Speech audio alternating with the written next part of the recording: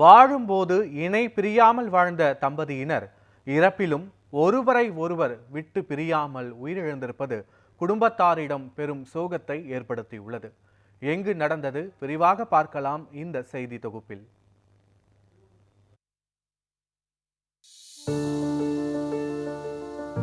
சென்னையின் புறநகர் பகுதியான ஆவடி காமராஜர் நகர் 6வது தெருவைச் சேர்ந்தவர் 95 வயதான முதியவர் சுப்பிரமணியன்.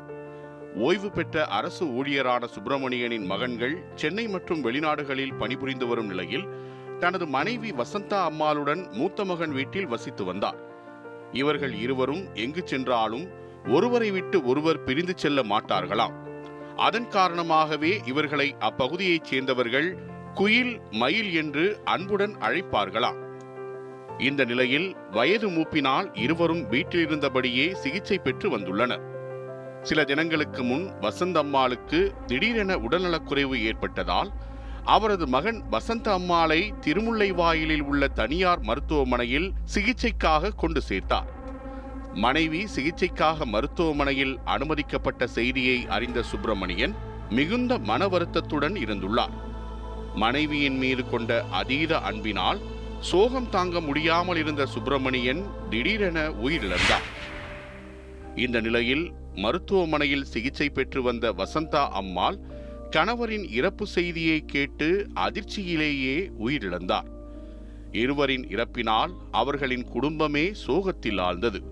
மிகுந்த சோகத்தில் ஆழ்ந்த அவர்கள் குடும்பத்தார் கூறும்போது, இன்றைய காலகட்டத்தில் திருமணமான தம்பதிகள் ஒருவரை ஒருவர் புரிந்து கொண்டு வாழ்வது என்பதே மிகவும் கடினமான ஒன்றாக இருக்கும் நிலையில் அரை நூற்றாண்டுக்கும் மேலாக எந்த ஒரு கருத்து வேறுபாடும் இல்லாமல் ஒருவரை ஒருவர் புரிந்து கொண்டு வாழ்ந்ததாகவும் இதுபோல் இன்றைய தலைமுறையினரும் வாழ வேண்டும் என்றும் தெரிவிக்கின்றனர்.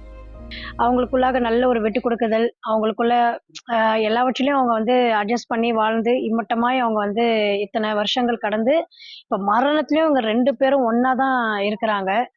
ஸோ இவங்களுக்குள்ள இருக்கிற அந்த அன்பு இந்த ஜென்ரேஷன்ல இருக்குமான்னு தெரியல. இப்ப இருக்கிற எல்லா ஜென்ரேஷனுக்கும் நான் சொல்ல விரும்புறது என்னன்னா, இதே போல இருக்கணும் தான் நான் நினைக்கிறேன். வாழும்போது இணை பிரியாமல் வாழ்ந்த தம்பதியினர் இறப்பிலும் ஒருவரை விட்டு ஒருவர் பிரியாமல் உயிரிழந்திருப்பது அப்பகுதி மக்களிடையே பெரும் சோகத்தை ஏற்படுத்தியுள்ளது.